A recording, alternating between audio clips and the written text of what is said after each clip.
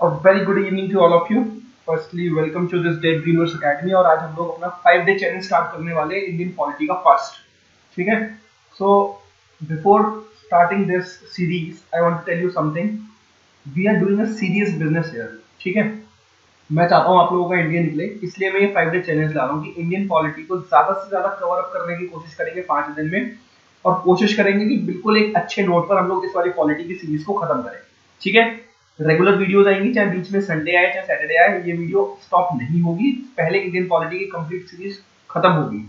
इसके बाद आप लोगों का मैं रिस्पांस देखूंगा. रिस्पांस अच्छा होगा तो सिमिलरली हम लोग ज्योग्राफी और हिस्ट्री के लिए भी कर लेंगे इन 15 days. That is on an average 25 मार्च से लेकर 26 मार्च तक ये कंप्लीट पॉलिटी ज्योग्राफी हिस्ट्री 100% खत्म कर दूंगा. ये मेरा चैलेंज है. ठीक है. तो कैसे कैसे चीजें करेंगे, मैं अभी सारी चीजें हम लोग तो डिस्कस करते रहेंगे. इससे पहले this is a basic information about me. I am Anshul Sharma and I have cleared NDA thrice, CDS thrice and AFCAT thrice. पहले ये ट्वाइस हुआ करता था, कल ही एफकैट का रिजल्ट आया. I have cleared it, so congratulations to me. Okay, so this is the basic information about मी.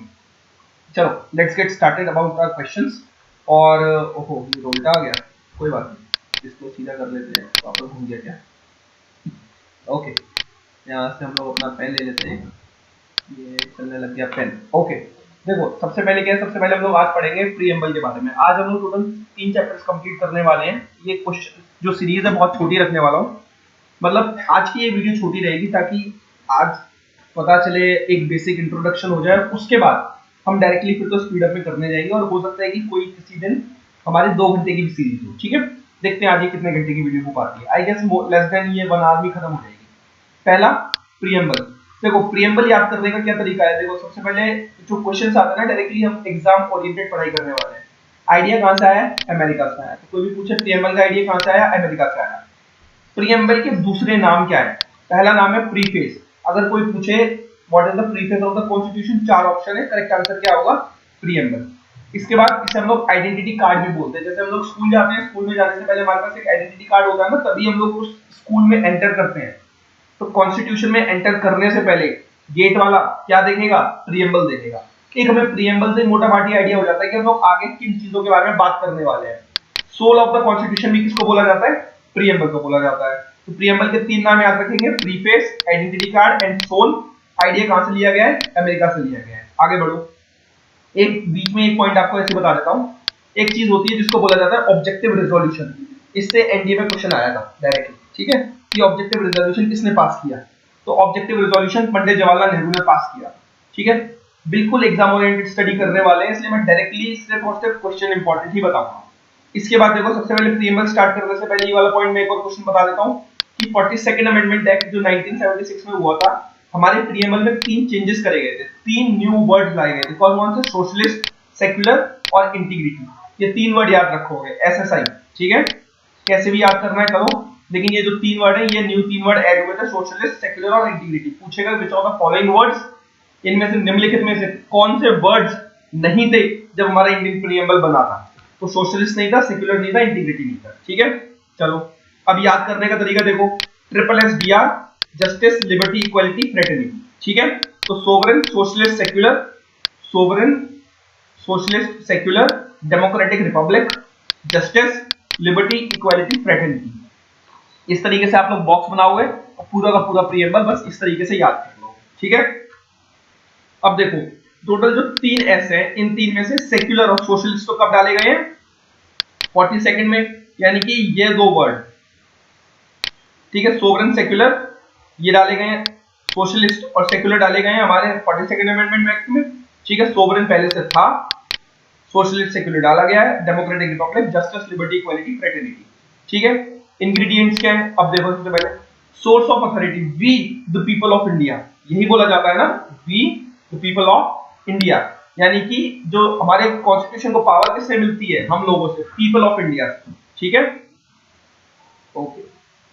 तो हमारे कॉन्स्टिट्यूशन को पावर किससे मिलती है? पीपल ऑफ इंडिया से. हमारा कॉन्स्टिट्यूशन अडॉप्ट कब हुआ था? 26 नवंबर 1949. ठीक है. इतनी बात समझ में आ गई. देखो एक ही सिंगल से पेज में मैंने कितने सारे फैक्ट बता दिए. इसी तरीके से मैं अपने नोट्स बनाता हूं. ये नोट्स मैं आप लोगों को एज पीडीएफ फॉर्म में प्रोवाइड कर दूंगा. आप लोगों को क्या करना है, बस डायरेक्टली जो मैंने बातें बताई है वो बातें याद रखनी है. इसमें बहुत ज्यादा ग्रेटर डिटेल्स में लिखा हुआ है, उतनी डिटेल में नहीं जाएंगे। एक बार इस वाले पेज को रिवाइज करेंगे और फटाफट से आगे बढ़ेंगे। आइडिया, अमेरिका से पेन चेंज कर लेते हैं फटाफट से ताकि कोई भी हमें समस्या ना आए। ओके, आइडिया अमेरिका से, प्रीएम्बल को क्या बोला जाता है, प्रीफेस, आइडेंटिटी कार्ड और सोल। ऑब्जेक्टिव रिजोल्यूशन किसने पास किया, पंडित जवाहरलाल नेहरू ने। 42nd अमेंडमेंट एक्ट में कौन कौन से 3 न्यू वर्ड आए, सोशलिस्ट, सेक्युलर और इंटीग्रिटी। ये हमारा प्रीएम्बल याद करने का तरीका। Sovereign, socialist, secular, democratic, republic, justice, liberty, equality, fraternity. Ingredients क्या है, सोर्स ऑफ अथॉरिटी क्या है, हमारा पीपल ऑफ इंडिया है। एडॉप्ट कब हुआ था, 26 नवंबर 1949। आई होप इतनी बातें आपको लोगों को क्लियर होंगी। चलो आगे बढ़ो। अब कुछ कीवर्ड्स देखो। सोवरेन, सोवरेन का मतलब क्या होता है कि हमारे ऊपर किसी का दबाव नहीं है, ठीक है, हमें कोई रूल नहीं कर रहा। पहले जब ब्रिटिश हम पर रूल करते थे तो हम लोग सोवरेन कंट्री नहीं थे। क्यों, क्योंकि हमारे ऊपर रूल किसका है, क्वीन एलिजाबेथ या क्वीन ऑफ इंग्लैंड हम पर राज करती है। तो हम हमारे जो भी डिसीजन हुआ करते थे वो होते थे विद रिस्पेक्ट टू या with govern to that queen. अब क्या है, अब हमारे पास किसी का कोई दबाव नहीं है, यानी कि इंटरनल और एक्सटर्नल मैटर में हम किसी की नहीं सुनते। हमारे इंटरनल एक्सटर्नल मैटर में कोई भी इंटरफेयर नहीं करता। या तो आर्टिकल 370 अभी हमने हटाया, एब्रोगेशन ऑफ आर्टिकल 370 हुआ।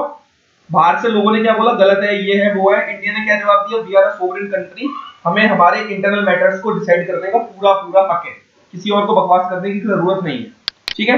सोशलिस्ट, ये देखो ये नया वर्ड डाला था ना, याद आया 42nd में, सोशलिस्ट। सोशलिस्ट का मतलब होता है जो सोशल, सोसाइटी के बारे में सोचे, जो लोगों के बारे में सोचे। देखो हमारी कितनी सारी स्कीम्स है वो गरीबों के बारे में होती है ना, अबाउट सोसाइटी, वो हमारी सोसाइटी के बारे में सोचते हैं। इसको थोड़ा सा ग्रेटर डिटेल्स में मैं बता देता हूं, लेकिन याद रखने की थोड़ा जरूरी नहीं है। इंडिया कैसा है, इंडिया एक डेमोक्रेटिक सोशलिज्म।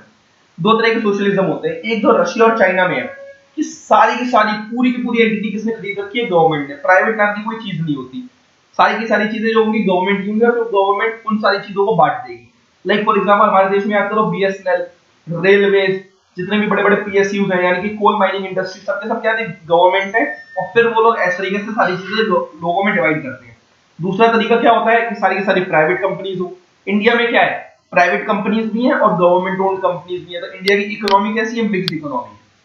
कोई आपसे पूछे इंडिया की इकोनॉमी कैसी है, तो मिक्स्ड इकोनॉमी है। समझ में आ गया। और कम्युनलिज्म क्या होता है, जहां पर प्राइवेट प्रॉपर्टी का क्या हो, अबॉलिशन हो, प्राइवेट प्रॉपर्टी हो ही ना। पहले ये रशिया चाइना में हुआ करता था, लेकिन अब यहाँ पर भी हट गया है। 1991 में इंडिया में क्या आया था, एलपीजी। एलपीजी का मतलब लिबरलाइजेशन, प्राइवेटाइजेशन एंड ग्लोबलाइजेशन, ठीक है। फिलहाल ये इन सारी चीजें याद रखने की जरूरत नहीं है। सेक्युलर, सेक्युलर का मतलब कि इंडिया किसी भी पर्टिकुलर रिलीजन को नहीं मानता। इंडिया सेक्युलर है, इंडिया को किसी रिलीजन से कोई मतलब नहीं है। इंडिया सबको सेक्युलरिज्म, इंडिया सारे रिलीजन को नहीं मानता। लेकिन जस्ट अ मिनट, ओके, अब देखो इंडिया क्या करता है, किसी भी सेक्युलरिज्म को, यानी कि किसी भी पर्टिकुलर रिलीजन को नहीं मानता। ये वाली बात समझ में आ गई। लेकिन दो तरह के सेक्युलरिज्म होते हैं, एक पॉजिटिव एक नेगेटिव। लेकिन क्या इंडियन गवर्नमेंट रिलीजन को प्रमोट करती है? यस, वो रिलीजन में बिलीव करती है। देखो अमरनाथ यात्रा देखा है, वहां पर सब्सिडी मिलती है। जो लोग हज पे जाते हैं, मक्का एंड मदीना, उन लोगों को भी क्या दिया जाता है, उन लोगों को भी सब्सिडीज दी जाती हैं। अभी करतारपुर कॉरिडोर रिसेंटली बना है ना, जहां पर पाकिस्तान और इंडिया की तरफ से वो जो कॉरिडोर बनाया जा रहा है। तो इंडियन गवर्नमेंट प्रमोट कर रही है रिलीजन को। कोई भी रिलीजन मानती नहीं है, लेकिन प्रमोशन करती है, पॉजिटिव सेक्युलरिज्म। यूएसए का नेगेटिव है, यानी कि यूएसए ना तो रिलीजन को मानता और ना रिलीजन को वो आगे रखता। आप लोग मुझे बस 1 मिनट का ब्रेक दो, इसमें मेरे पास कॉल आ रहा है जस्ट। ओके, कंटिन्यू करें। तो ये सारी चीजें आप लोगों को समझ में आ गई। यानी कि अब मैंने इससे क्या बोला है, देखो एक क्वेश्चन देखो, ये मैंने 3 क्वेश्चन बना दिया था। क्या इससे पहले संविधान में कभी सेक्युलर वर्ड यूज हुआ था? कभी नहीं हुआ था। कभी कभी इस टाइप के क्वेश्चन पूछ लेते हैं कि क्या सेक्युलर वर्ड इससे पहले कभी यूज हुआ था, नहीं था, ये सब।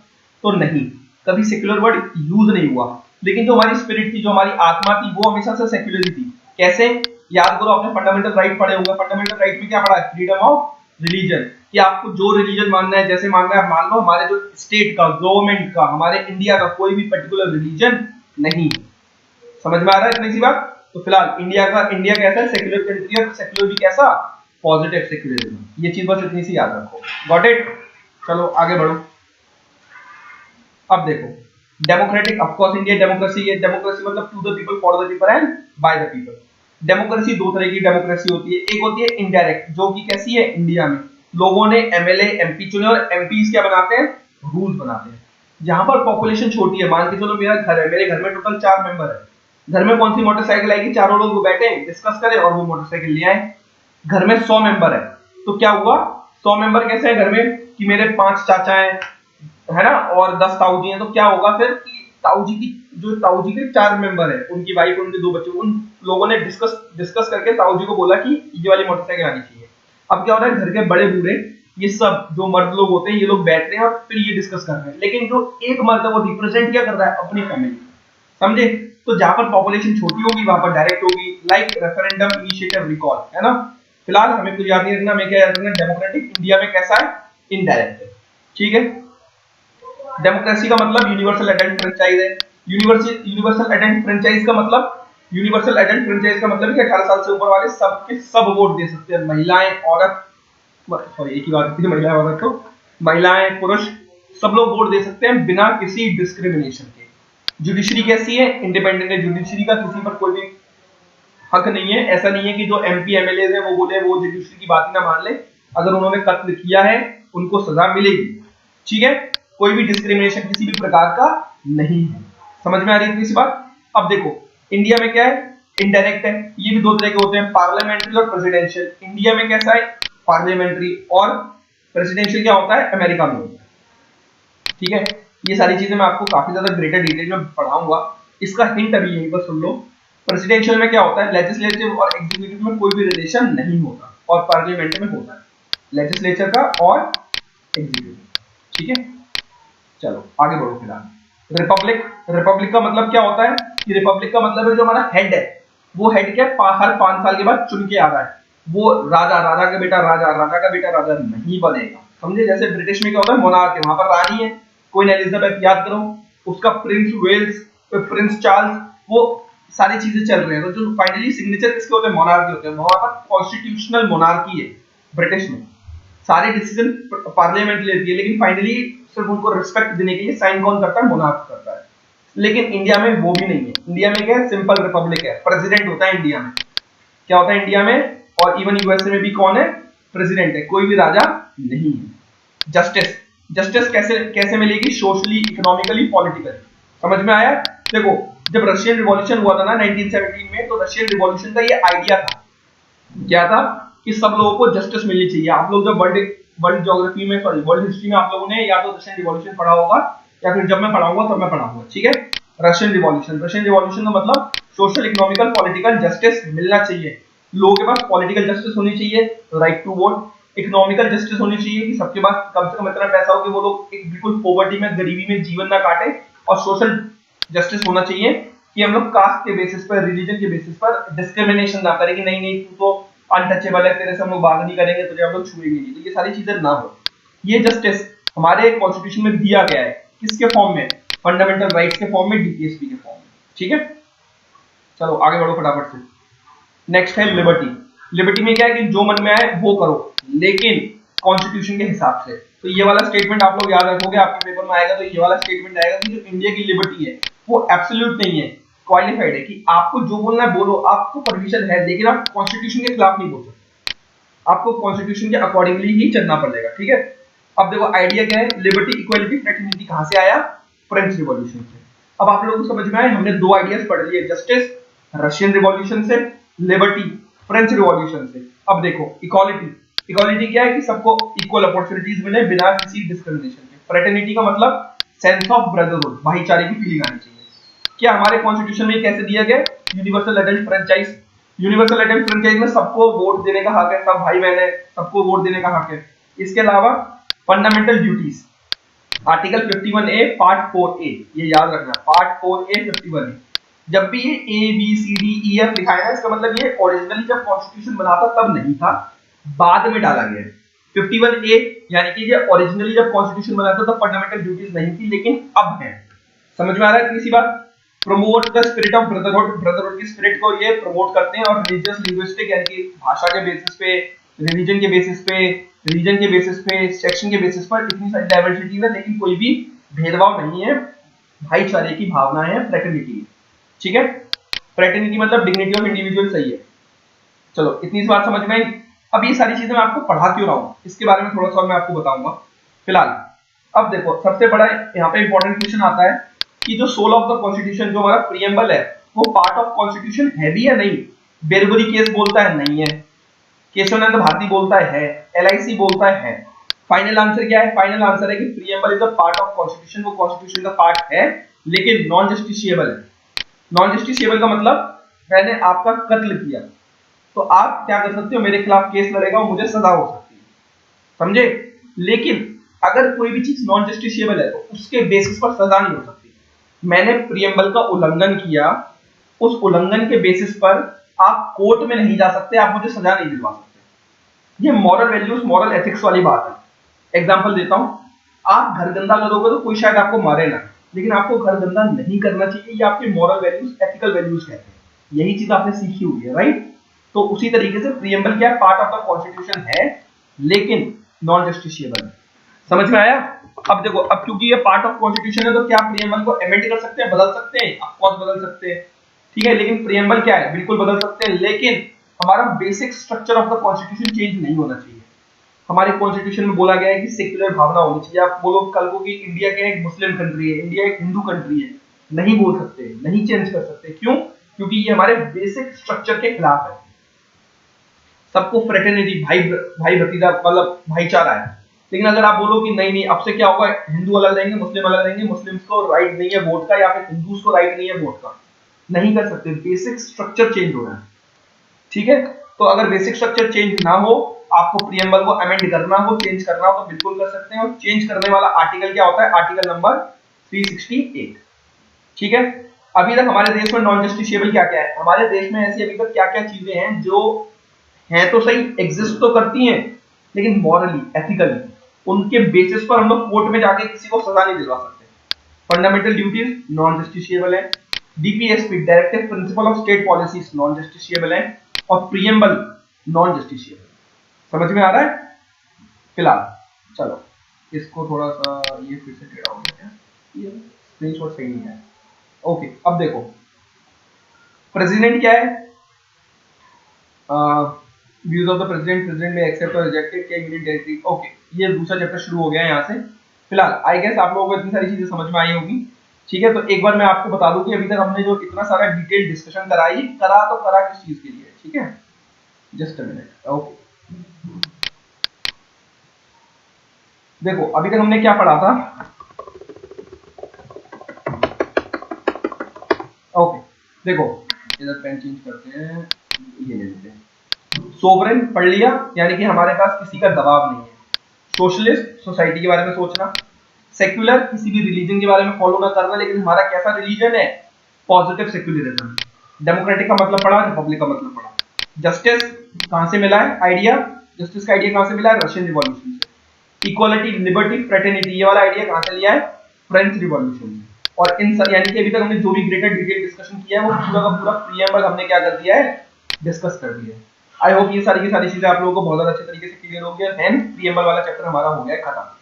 इतने में कोई भी डाउट हो आप पूछोगे, और प्रीएम्बल के अब जाके क्या करोगे? घर पे जाके अपने क्वेश्चंस लगाओगे, ठीक है।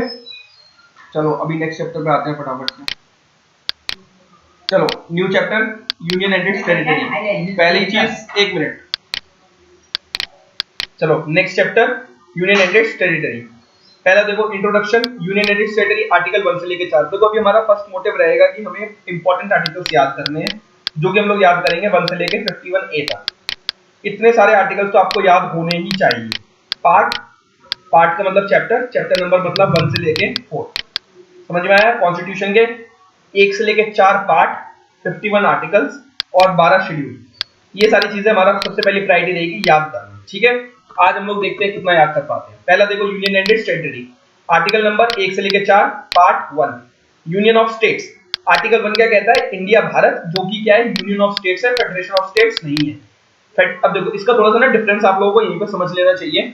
फेडरेशन का क्या मतलब होता है? फेडरेशन का मतलब होता है कि छोटे छोटे राज्य आए हैं आपस में मिलके और फिर वो एक बड़ी कंट्री को फॉर्म कर रहे हैं। लाइक फॉर एग्जांपल, मान के चलो आपके कॉलोनी में बहुत सारे घर हैं, छोटे छोटे छोटे छोटे घर, सब लोग मिलके आए हैं और अपने आप को एक कॉलोनी बोलते हैं, ठीक है। तो जो भी डिसीजन लिया जाएगा वो कॉलोनी के नाम पर लिया जाएगा। लेकिन अगर किसी घर को गुस्सा आ गया कि मुझे इस कॉलोनी में नहीं रहना, तो वो अपने आप को डिक्लेयर कर सकता है कि देखो मैं इस कॉलोनी का पार्टी नहीं हूँ। इसी तरीके से ऐसे जो छोटी छोटी स्टेट्स हैं, like for example Uttar Pradesh, Bihar, Madhya Pradesh, Maharashtra, Gujarat, Andhra Pradesh, Telangana, इन सारी स्टेट्स ने मिलकर क्या बनाया? एक कंट्री को बनाया। लेकिन अब आंध्र प्रदेश गुस्सा हो गया है। आंध्र प्रदेश ने बोला कि अब से मैं इस कंट्री का पार्ट नहीं हूं, मैं एक इंडिपेंडेंट नेशन हूं। आंध्र प्रदेश अलग हो गया, अपने आप को एक इंडिपेंडेंट नेशन घोषित कर दिया आंध्र प्रदेश ने। ये चीज कर सकते हैं कब? जब हम लोग क्या बोले, फेडरेशन ऑफ द स्टेट्स है। एक एग्जांपल क्या है फेडरेशन ऑफ स्टेट्स का? अमेरिका। ठीक है, अमेरिका में जो 50 स्टेट्स है ना, वो फेडरेशन है एक दूसरे की। 50 स्टेट्स नॉर्मल छोटे छोटे स्टेट्स आए हैं और अपने आप को फिर क्या बोलते हैं? वो अमेरिका बोलते हैं।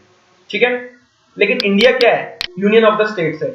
इंडिया में क्या है? स्टेट्स ने कंट्री नहीं बनाई, कंट्री ने स्टेट्स बनाया है। इसका की मतलब कि अगर कंट्री है, कंट्री को छोटे छोटे हिस्सों में तोड़ा गया है, स्टेट्स में तोड़ा गया है। क्यों? क्योंकि एडमिनिस्ट्रेशन अच्छा हो। तुम अलग नहीं हो सकते, you can not seed the country. तुम कंट्री से अलग नहीं हो सकते। क्यों? क्योंकि तुम कंट्री का पार्ट ऑफ, कंट्री ने तुम्हें बनाया है। सिर्फ तोड़ा इसलिए है ताकि एडमिनिस्ट्रेशन अच्छे से हो पाए, लोगों की भलाई अच्छे से हो पाए, गवर्नमेंट अच्छे से काम कर पाए। दैट्स इट, और कोई रीजन नहीं। समझ में आया? तो फेडरेशन क्या होता है? Agreement between states. स्टेट्स के बीच में एक रिटन एग्रीमेंट होता है ताकि वो बोलते हैं कि हम अपने आप को एक कंट्री घोषित कर रहे हैं और हमें राइट टू सेसीड का ऑर्डर है। यूनियन क्या है कि पूरे भारत को तोड़ा है स्टेट्स में for the convenience of administration. Schedule 1, schedule का मतलब होता है एक लिस्ट। एक लिस्ट में क्या क्या लिखा जा सकता है। जो शेड्यूल 1 है, पहली लिस्ट में क्या लिखा गया है? सारे के सारे स्टेट्स के नाम। समझ में आ गया? आर्टिकल 2 देखो, हम हमारे देश में कभी भी कुछ भी न्यू स्टेट बना सकते हैं। कैसे बनाएंगे इसका? ये किसमें लिखा गया है? आर्टिकल 2 में। आर्टिकल 3 में क्या लिखा हुआ है? Alteration of boundary. ऑलरेडी एक एग्जिस्टिंग स्टेट है लाइक आंध्र प्रदेश, और उसके बाद वो बाउंड्रीज चेंज कर रहे हैं तेलंगाना और आंध्र प्रदेश।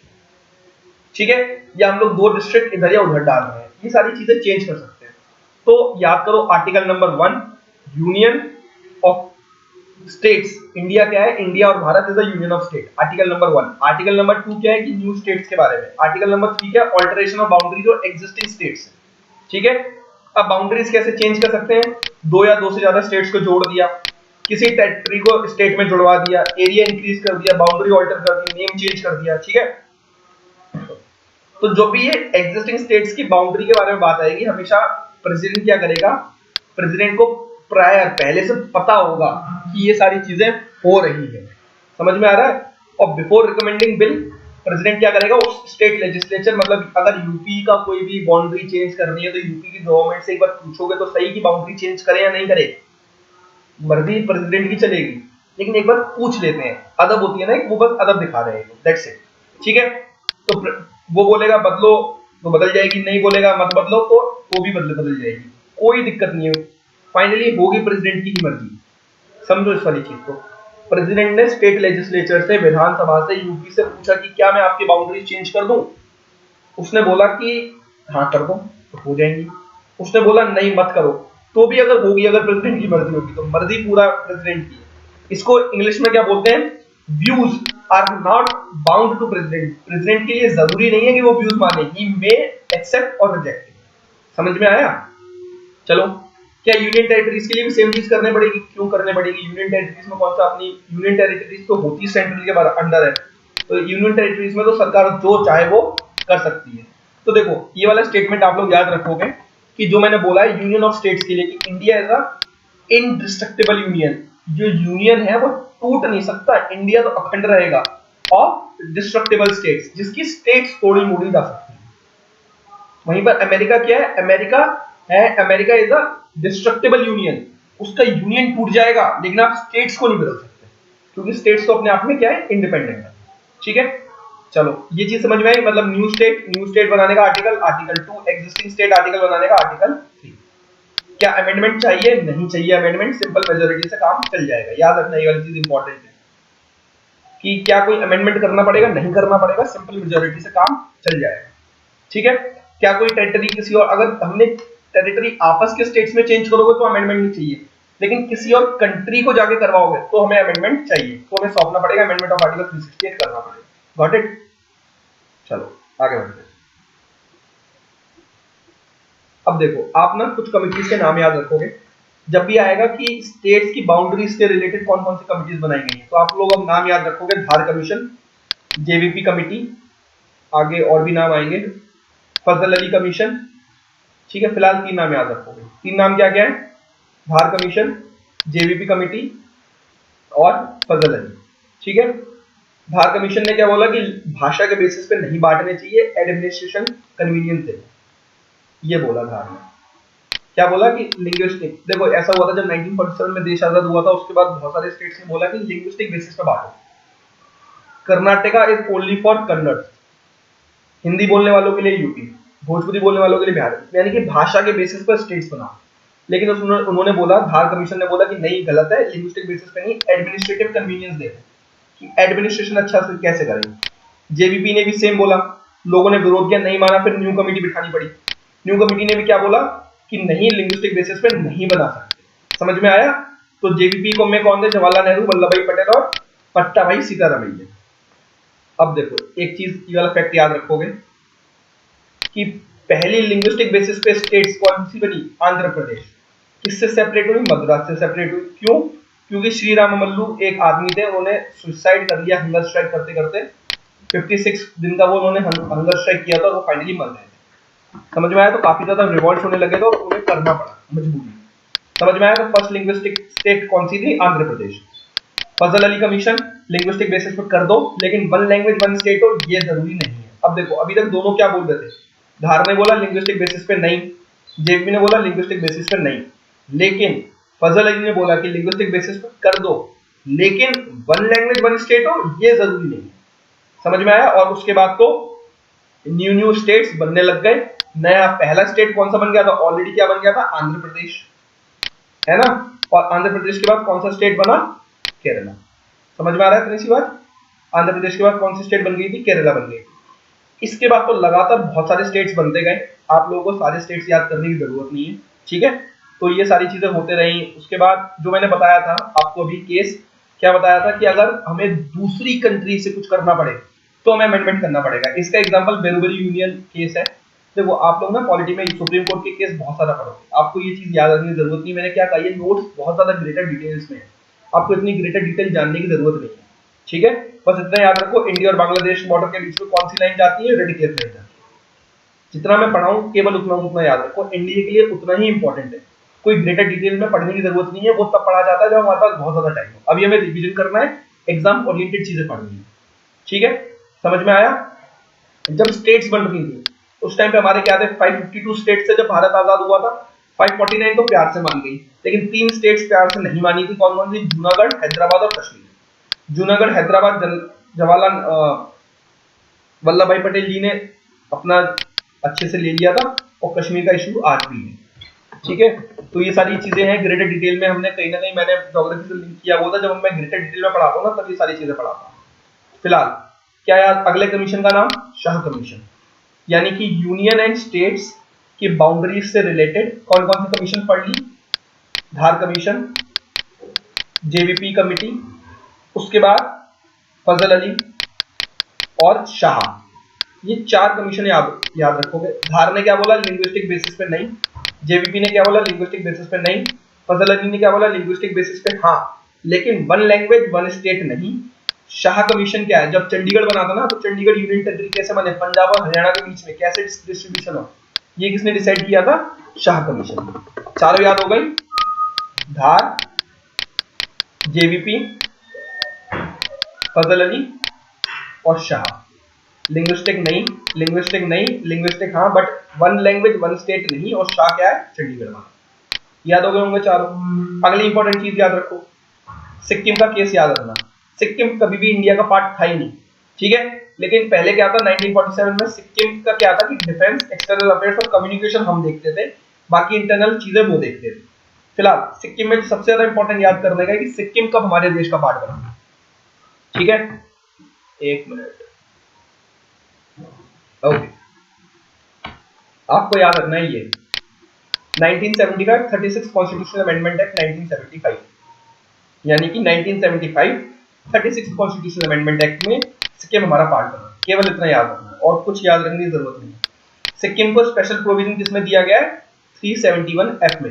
देखो एक तो आर्टिकल 370 है जो बहुत ज्यादा न्यूज में था कश्मीर के चक्कर में, जम्मू एंड कश्मीर से 370 एब्रोगेट कर दिया। 371 आर्टिकल में ना स्पेशल प्रोविजंस दिए गए हैं, इन स्टेट्स को स्पेशल प्रेफरेंस दी जाएगी, इनके लिए ज्यादा खर्चा किया जाएगा, इन्हें बहुत ज्यादा स्पेशल स्टेटस दिया गया है। तो 317F में किसको दिया गया है? सिक्किम को। सिक्किम के बारे में कुछ याद करना है तो 1975 ईयर, कौन सा कॉन्स्टिट्यूशनल अमेंडमेंट एक्ट? 36 और आर्टिकल 371F। ठीक है, इसके बाद ये देखो, ये अलग अलग स्टेट कौन से नंबर पे कब बना, क्या बना, ये सारी चीजें आप लोग एक बार देख लोगे, याद करने की जरूरत नहीं है, इतना ज्यादा इंपॉर्टेंट नहीं है। ठीक है, बस क्या याद रखना है कि फर्स्ट लैंग्वेज के बेसिस पे, ओके, क्या याद रखना है कि फर्स्ट लैंग्वेज के बेसिस पे कोई भी स्टेट बनाता तो वो कौन सा बनाता, आंध्र प्रदेश, और हमें क्या याद रखना है, सिक्किम का याद रखना है।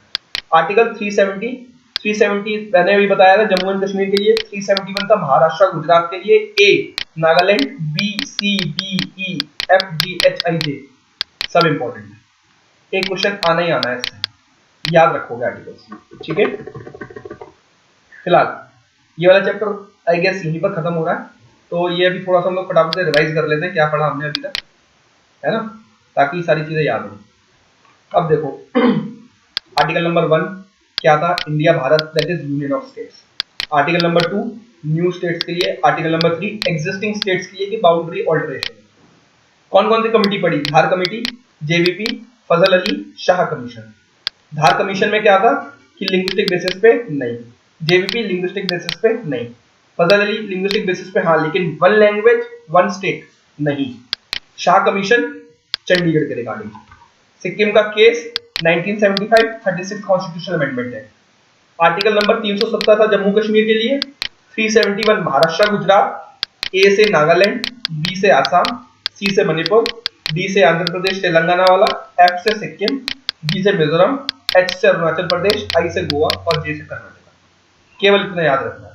तो अभी तक मैंने जो भी पढ़ाया है इतना ज्यादा ग्रेटर डिटेल्स में, उसका सीधा साधा समरी ये दी हुई है, ये डायरेक्ट समरी है। नोट्स आपको मिल जाएंगे, आप लोग सीधा सीधा नोट से रिवाइज करोगे। ठीक है, समरी याद हो गई, चलो बढ़ो आगे बढ़े। अब हमें पढ़ना है नेक्स्ट चैप्टर। एक मिनट में नेक्स्ट चैप्टर खोलता हूँ। देखो नेक्स्ट चैप्टर क्या है, सिटीजनशिप। ठीक है, सिटीजनशिप में क्या है, मीनिंग एंड सिग्निफिकेंस। देखो दो तरह के लोग होते हैं, एक होता है सिटीजन, एक होता है एलियन। मैं अपने देश का सिटीजन हूं, लेकिन मैं किसी और देश में जाऊंगा तो वहां का क्या हो जाऊंगा, एलियन। एलियन होते हैं दो तरह के, एक फ्रेंडली एलियन, एक एनिमी एलियन। पाकिस्तान से कोई हमारे यहाँ आया तो वो कैसा है, एनिमी एलियन, लेकिन कोई नेपाल से आया तो फ्रेंडली एलियन, चाइना से आया तो एनिमी एलियन, लेकिन अमेरिका से आया तो फ्रेंडली एलियन। ठीक है, राइट्स ज्यादा किसके पास होंगे, जाहिर सी बात है फ्रेंडली एलियन के पास ज्यादा राइट्स होंगे, सबसे ज्यादा होंगे सिटीजन के पास, फिर होंगे फ्रेंडली वाले के पास, फिर होंगे एनिमी वाले के पास। ठीक है, फिलहाल और क्या चीजें याद करनी है। अब देखो कैसे, जैसे जो हमारा एनिमी एलियन है, जैसे ये देखो, protection against arrest and detention, हम किसी को भी पकड़ के जेल में डाल सकते हैं, सिटीजन में नहीं डाल सकते, फ्रेंडली एलियन में भी नहीं डाल सकते, लेकिन एनिमी एलियन में डाल सकते हैं, क्या पता वो हमारे यहाँ पे अटैक करने आया। तो इसलिए जो प्रोटेक्शन है अरेस्ट और डिटेंशन के खिलाफ, वो एनिमी एलियन को नहीं दी गई और फ्रेंडली एलियन को दी गई है। ठीक है, कौन कौन से अधिकार सिटीजन के पास होते हैं देखो, और ये सबसे पहले इंपॉर्टेंट याद करोगे कि कौन कौन से अधिकार सिटीजन के पास होते हैं और एलियंस के पास नहीं होते। याद रखने का तरीका सीधा साधा ये 15, 16, 19, 29, 30। ठीक है, 15, 16, 19, 29, 30, पहले ये 5 आर्टिकल याद करोगे। ये क्या है कि एलियंस के पास कौन कौन से फंडामेंटल राइट्स नहीं होते, 15, 16, 19, 29, 30। ठीक है, फिर इन सारे आर्टिकल्स को आप एक बार देख लोगे कि कौन कौन सा आर्टिकल किस बारे में कहता है, और हेंस आपका क्वेश्चन कवर हो जाएगा। डायरेक्टली 4 नंबर मिलेंगे इस वाले क्वेश्चन से। ठीक है, 15 क्या कहता है, right against discrimination on the basis of religion sex, बिल्कुल डिस्क्रिमिनेट कर सकते हैं हम लोग, क्यों नहीं करेंगे। ठीक है, आर्टिकल नंबर 16 अपॉर्चुनिटी कैसे देते हैं पब्लिक एम्प्लॉयमेंट में। आपने कभी देखा है किसी फॉरेनर को किसी सरकारी ऑफिस में बैठे हुए, नहीं ना, क्यों, क्योंकि किसी भी फॉरेनर को हम लोग सरकारी नौकरी नहीं देते एक्सेप्ट अंडर सर्टेन कंडीशंस। ठीक है, आर्टिकल नंबर 19 क्या है कि freedom of speech and expression, assembly, association, movement, residence. हम किसी फॉरेनर को जमीन कैसे खरीदने दें, उसको कुछ भी बोलने का हक कैसे दे दें, नहीं दे सकते। और 29 and 30 cultural and educational right. अब वो यहाँ पर आके अपना ही कंट्री की ज्यादा तारीफ करे, अपनी ही कंट्री का कल्चर प्रमोट करे, एजुकेशन प्रमोट करे, जो भी क्या है गलत है। इसलिए फिलहाल आप लोग क्या याद रखोगे कि ऐसा कौन से फंडामेंटल राइट्स हैं जो एलियंस को नहीं है और सिटीजन को है, 15, 16, 19, 29, 30। समझ में आ गया, गुड। इसके अलावा राइट टू वोट, किसी फॉरेनर को देखा है वोट देते हुए, नहीं देखा, क्योंकि वो वोट कैसे देगा, वो तो हमारी कंट्री का ही नहीं है ना। वरना तो पता चले डोनाल्ड ट्रंप या सारे के सारे अमेरिकन आ रहे हैं और वोट दे रहे हैं। एमपी एमएलए के चुनाव नहीं लड़ सकता, किसी फॉरेनर को देखा है पार्लियामेंट में बैठे हुए, नहीं देखा होगा, क्योंकि वो एमपी एमएलए का चुनाव नहीं लड़ सकता, क्यों, क्योंकि वो हमारे देश का ही नहीं है। सरकारी नौकरी नहीं कर सकता, गवर्नर नहीं बना सकते, अटॉर्नी जनरल नहीं बना सकते, एडवोकेट जनरल नहीं बना सकते, बड़ी बड़ी पोजीशंस में हम किसी भी फॉरेनर को नहीं बिठा सकते। सोवरेनिटी खतरे में आ जाएगी।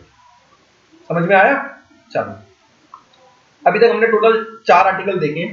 पहले 1 से लेके 4 आर्टिकल ना यूनियन के बेसिस पे थे। पहला यूनियन भारत, दूसरा न्यू स्टेट, तीसरा ऑल्टरेशन ऑफ बाउंड्री, चौथा जो मैंने वो भी पाकिस्तान वाली चीज बताई थी ना कि जब बाउंड्रीज चेंज होंगी with respect to other countries तो अमेंडमेंट करना पड़ेगा, वो चौथा आर्टिकल है। ठीक है, 4 आर्टिकल याद हो गए। अब पांचवा देखो, यानी कि देखो पार्ट 1 में हमने 1 से लेके 4 पढ़ा यूनियन ऑफ स्टेट्स, 5 से 11 पढ़ेंगे सिटीजनशिप और 12 से 36 पढ़ेंगे फंडामेंटल राइट्स, वो हम लोग फिर कभी पढ़ेंगे। समझ में आया? फिलहाल देखो पार्ट 1 1 से 4 पढ़ लिया, 5 से 11 पढ़ना है। कॉन्स्टिट्यूशन अडॉप्ट कब हुआ था? 26 नवंबर 1949, लेकिन इंप्लीमेंट कब हुआ था? 26 जनवरी 1950। ये चीज याद रखोगे, वर्ड्स को पकड़ो। कॉन्स्टिट्यूशन अडॉप्ट कब हुआ? 26 नवंबर 1949, लेकिन इंप्लीमेंट कब हुआ? 26 जनवरी 1950। ठीक है, यानी कि 26 जनवरी 1950 से we the people of India, यानी कि भारत के लोग कौन? अब देखो हमने क्या बोला कि जो 26 जनवरी 1950 में क्या है, we the people of India, यही बोला था हमने प्रीएम्बल में। लेकिन हम लोग कौन, कैसे डिसाइड होगा कि हम लोग जो पीपल है वो सिटीजन ऑफ इंडिया है? उसके लिए आर्टिकल्स क्या है 5 से लेके 11 तक। आर्टिकल नंबर 5 देखो, जो इंडिया में पैदा हुआ हो या उसके पेरेंट्स इंडिया में पैदा हुआ हो, कब? जब जो कॉन्स्टिट्यूशन कमेंस हुआ था ना उससे 5 साल पहले से रहेगा। 1947 में कमेंस हुआ या 1950 में कमेंस हुआ, इंप्लीमेंट हुआ 1950 में, यानी कि 1945 से रह रहा होगा हमारे देश में, वो क्या होगा? सिटीजन ऑफ इंडिया होगा। समझ में? ये आर्टिकल याद करने की जरूरत नहीं है। सिटीजनशिप के आर्टिकल इतने ज्यादा इंपॉर्टेंट नहीं है जितने फंडामेंटल राइट्स, फंडामेंटल ड्यूटीज और डीपीएसपी के। ठीक है, लेकिन ये बस एक आइडिया दे रहा हूँ। ठीक है, याद करने का तरीका सिखाता हूँ। आर्टिकल नंबर 5 जो भारत में पैदा हुआ है। आर्टिकल नंबर 6 जो पाकिस्तान से इंडिया आ गया हो, कि इंडिया देखो ये इंडिया था, ये पाकिस्तान है, यहाँ पे है ना। अब डिवीजन हो गया, डिवाइड होने पहले तो ये भी इंडिया ही था ना पूरा, अब डिवाइड होने के बाद जो पाकिस्तान से इंडिया आ गया। ठीक है, समझ में आए? तो उनके लिए क्या है? पार्टीशन। आर्टिकल नंबर 7 बताता हूं, एक मिनट। आर्टिकल नंबर 6 हो गया, ओके। अब सी, आर्टिकल नंबर 7 जो पहले इंडिया से पाकिस्तान गया, लेकिन फिर पाकिस्तान से फिर इंडिया आ गया। समझो इस वाली बात, ये इंडिया है, वो क्या हुआ, जो पार्टीशन हो गया तो उनको उनका मन आया कि नहीं हमें इंडिया में नहीं रहना, हमें कहा रहना पाकिस्तान में रहना, पाकिस्तान चले गए। पाकिस्तान की हालत देखी, कह रहे यहाँ पे तो बहुत बुरा हाल है भाई, तो वापस आ जाओ, वापस आ जाओ, वापस आ जाओ। तो वापस जब आ गए। समझ में आया? तो वो क्या है? Article number 7। आर्टिकल नंबर 8 क्या है? आर्टिकल नंबर 8 है ओवरसीज इंडियंस के लिए, जो इंडिया के बाहर रहते हैं, जिन्हें हम लोग एनआरआई भी कहते हैं।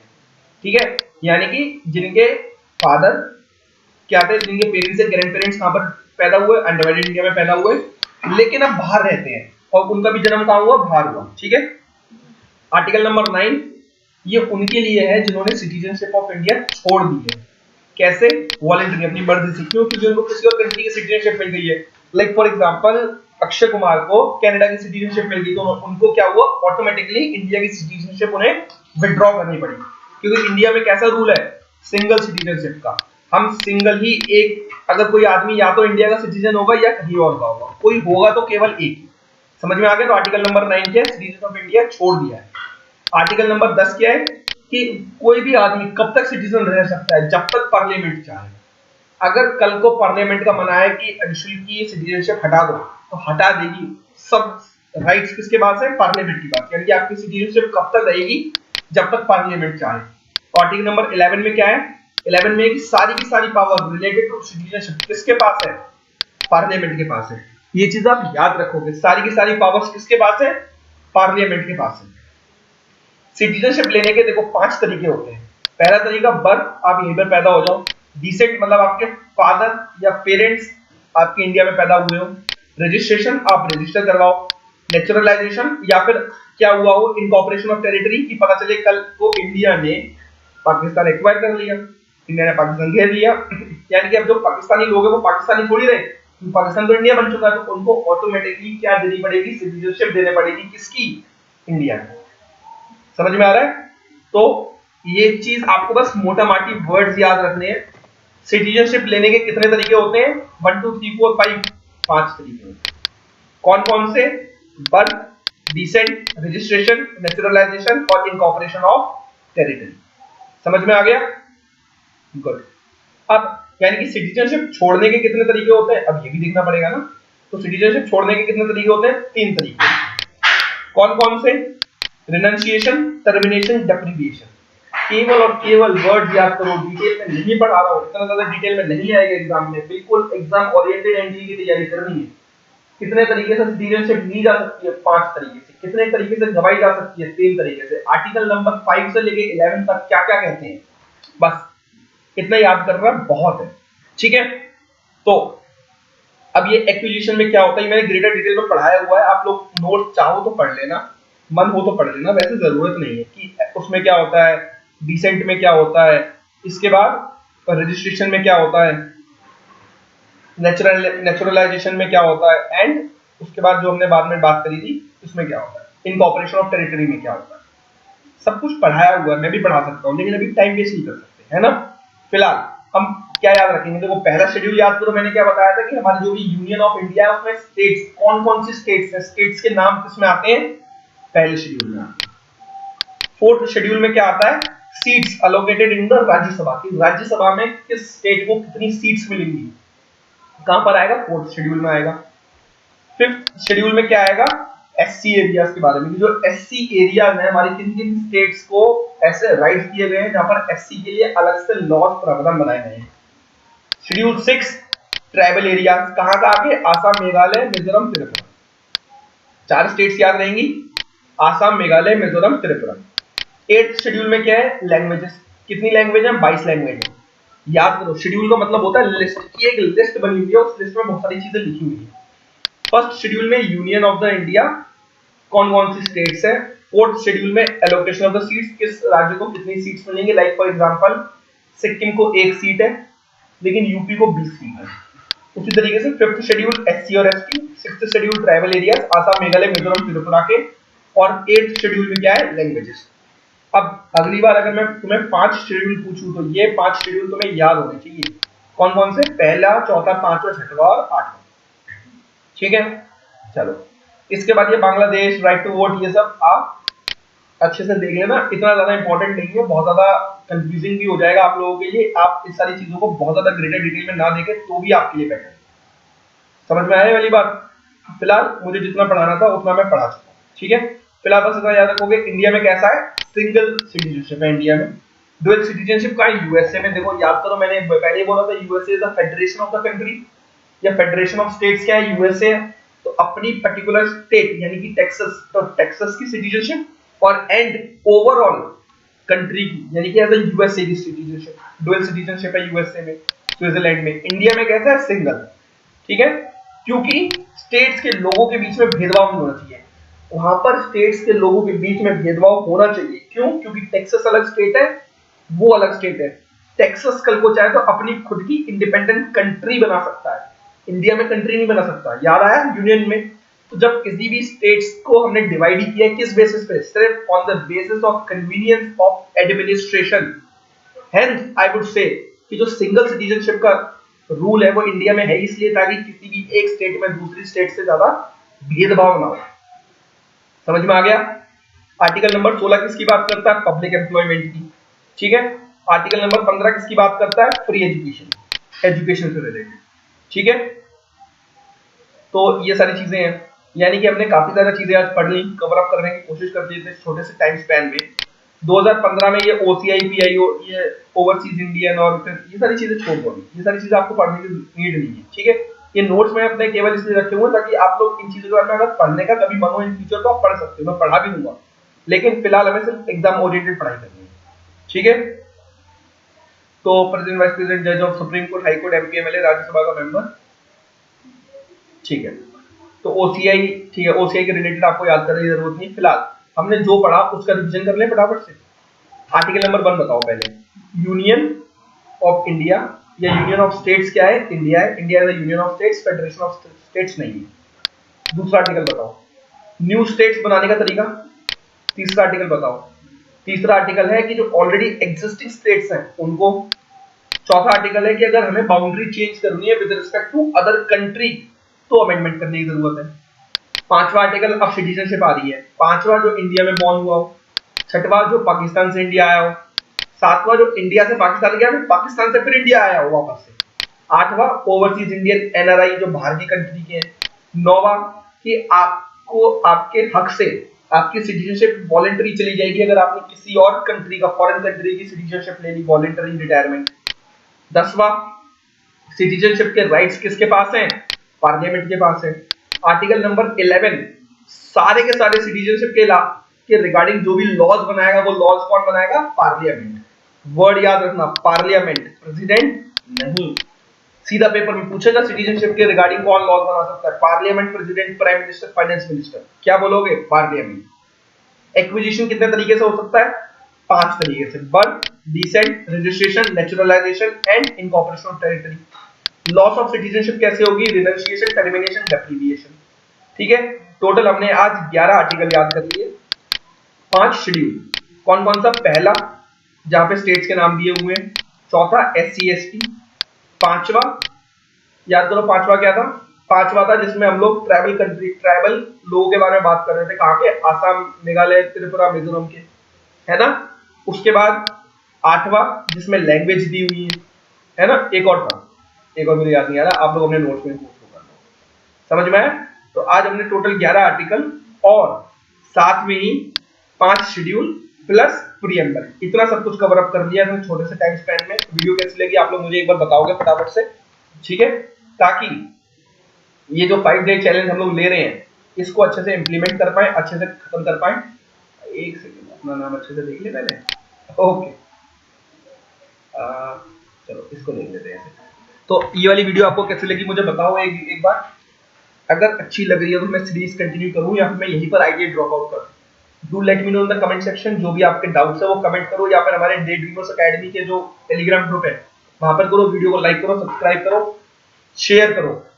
आप लोगों का सपोर्ट चाहिए, ठीक है, और कुछ नहीं मांग रहा हूं मैं। एक बार सब्सक्राइबर बढ़ाओ, मुझे भी थोड़ी मोटिवेशन मिलेगी, मैं भी ऐसी फटाफट से धांसू वीडियोस लगातार लाते रहूं, ठीक है। Thank you very much, have a great day and very nice day. पढ़ाई करो अच्छे।